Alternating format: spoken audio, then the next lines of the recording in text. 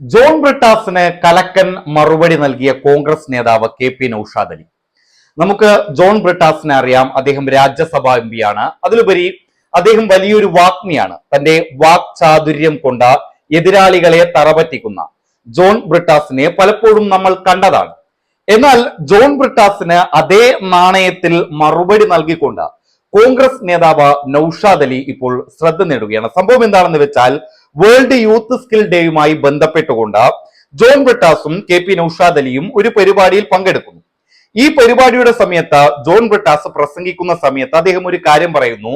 നരേന്ദ്രമോദിക്കെതിരെ ശക്തമായി പ്രസംഗിക്കരുത് എന്ന് കോൺഗ്രസ് നേതാക്കൾ തന്നോട് ഉപദേശിച്ചു എന്നാണ് ജോൺ ബ്രിട്ടാസ് പറഞ്ഞത്. അത് ആ വേദിയിലിരിക്കുന്ന കോൺഗ്രസ് നേതാവായ KP നൗഷാദ് അലിയുടെ പേര് പറഞ്ഞുകൊണ്ടാണ് ജോൺ ബ്രിട്ടാസ് അല്ലെങ്കിൽ KP നൗഷാദ് അലി ഇത് ചിന്തിക്കണമെന്ന് പറഞ്ഞുകൊണ്ടാണ് ജോൺ ബ്രിട്ടാസ് ഇത്തരത്തിലൊരു പ്രസ്താവന നടത്തിയത്. എന്നാൽ ഇതിന് അതേ വേദിയിൽ തന്നെ വളരെ കൃത്യമായിട്ടുള്ള ഒരു മറുപടി KP നൗഷാദ് അലി നൽകുകയും ചെയ്തിട്ടുണ്ട്. ഏതായാലും ജോൺ ബ്രിട്ടാസ് പറയുന്ന ആ വീഡിയോയും നൗഷാദ് അലി പറയുന്ന ആ വീഡിയോയും ഒന്ന് കണ്ടു നോക്കാം. നൗഷാദ് അലിയും കൂടി ശ്രദ്ധിക്കാൻ വേണ്ടി ഒരു കാര്യം പറയാം. നൗഷാദ് അലി ഇടയ്ക്ക് ഫോണിൽ നോക്കുന്നുണ്ട്. നൗഷാദെ, ഞാൻ പാർലമെന്റിൽ രാജ്യസഭയിൽ ഒരു പ്രസംഗം നടത്തി. അന്ന് നമ്മുടെ ഇന്ത്യൻ പ്രധാനമന്ത്രി അയോധ്യയിൽ ക്ഷേത്രത്തിൻ്റെ പ്രാണപ്രതിഷ്ഠാകർമ്മം നടത്തിയൊരു മുഹൂർത്തത്തിലാണ്. അന്ന് ഞാൻ രാജ്യസഭയിൽ CPM-നെ പ്രതികരിച്ചുകൊണ്ട് എഴുന്നേറ്റ് എന്ന് ഞാൻ പറഞ്ഞു, പ്രധാനമന്ത്രിയുടെ ജോലി എന്ന് പറയുന്നത് ഒരമ്പലത്തിൻ്റെ പ്രാണപ്രതിഷ്ഠ നടത്തലല്ല, ദൈവങ്ങൾക്ക് പ്രാണൻ കൊടുക്കലല്ല പ്രധാനമന്ത്രിയുടെ ഉത്തരവാദിത്വം.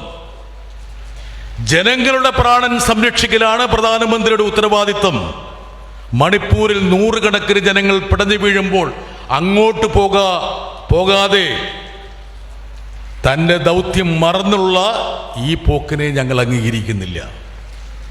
രണ്ടാമതൊന്നും കൂടി ഞാൻ പറഞ്ഞു, രാമൻ എന്ന് പറയുന്നത് മഹാത്മാഗാന്ധിയുടെ രാമനാണ്, സ്നേഹത്തിന്റെ, സൗമനസ്യത്തിന്റെ, സാഹോദര്യത്തിന്റെ രാമനാണ്. അത് ഞങ്ങളുടെ രാമനാണ്.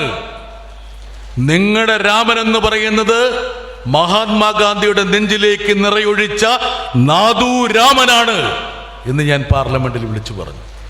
ഇനി ആ നൗഷാദ് അലിയോട് ഞാൻ പറയാൻ പോകുന്നു. ഞാൻ ഈ പ്രസംഗം ഇരുന്ന് കഴിഞ്ഞപ്പോൾ നൗഷാദ് അലി, കോൺഗ്രസിലെ 2 പ്രധാനപ്പെട്ട നേതാക്കന്മാർ എന്നെ അടുത്തേക്ക് വിളിച്ചിട്ട് പറഞ്ഞു, ബ്രിട്ടാസേ, നല്ല കാലമല്ല ഇത്, ഇത്രയും ശക്തമായി പ്രസംഗിക്കരുത്. താങ്കളെ അപായപ്പെടുത്താനുള്ള എല്ലാ സാഹചര്യവും ഇണങ്ങിയ ഒരു സാമൂഹ്യ സാഹചര്യത്തിലൂടെയാണ് നമ്മൾ കടന്നു പോകുന്നത്. അതുകൊണ്ട് അല്പം മയത്തിൽ പറയണം, അല്ലെങ്കിൽ ചില കാര്യങ്ങളിൽ നിശബ്ദത പാലിക്കണമെന്ന് എനിക്കും കൂടി വളരെ വേണ്ടപ്പെട്ട നൗഷാദിൻ്റെ പാർട്ടിയിലെ 2 നേതാക്കൾ പറഞ്ഞു. അപ്പം ഞാൻ പറഞ്ഞു, ഞാൻ കേരളത്തിൽ നിന്നാണ് വരുന്നത്.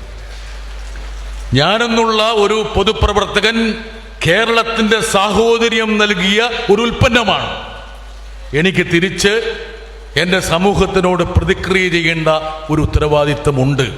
അതുകൊണ്ട് ഇങ്ങനെ അങ്ങ് മുന്നോട്ട് പോകുക എന്നുള്ളതാണ് എൻ്റെ ലക്ഷ്യമെന്ന് ഞാൻ പറഞ്ഞു. പിന്നീട് 2024 തെരഞ്ഞെടുപ്പ് കഴിഞ്ഞപ്പോൾ BJP-യുടെ അംഗസംഖ്യ കുറച്ച് കുറഞ്ഞപ്പോൾ നൗഷാദ് അലിയുടെ പാർട്ടിയിലൂടെ പല നേതാക്കന്മാരും ഞാൻ പറഞ്ഞതിൻ്റെ അതേ രൂപത്തിൽ അവിടെ പ്രസംഗിച്ചു തുടങ്ങി.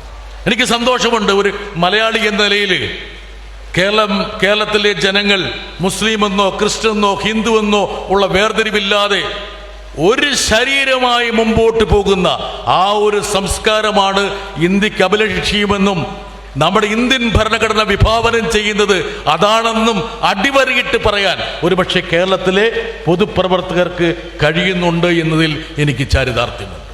അതിൽ എല്ലാ രാഷ്ട്രീയ പാർട്ടികളും, കേരളത്തിലെ രാഷ്ട്രീയ പാർട്ടികൾ അക്കാര്യത്തിലെടുക്കുന്ന ഒരു മാതൃകാപരമായിട്ടുള്ള സമീപനത്തെ ഞാൻ ശ്ലാഘിക്കാറുണ്ട്.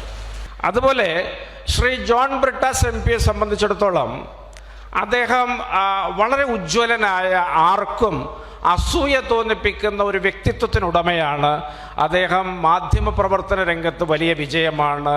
അദ്ദേഹം സാമൂഹ്യ പ്രവർത്തന മേഖലയിൽ രാഷ്ട്രീയത്തിൻ്റെ കർട്ടന് പിറകിലുള്ള അതിൻ്റെ വലിയ നീക്കുപോക്കുകളിലൊക്കെ അതിപ്രഗത്ഭനായ, നമുക്കൊക്കെ വലിയ ആദരവുള്ള ആളാണ്.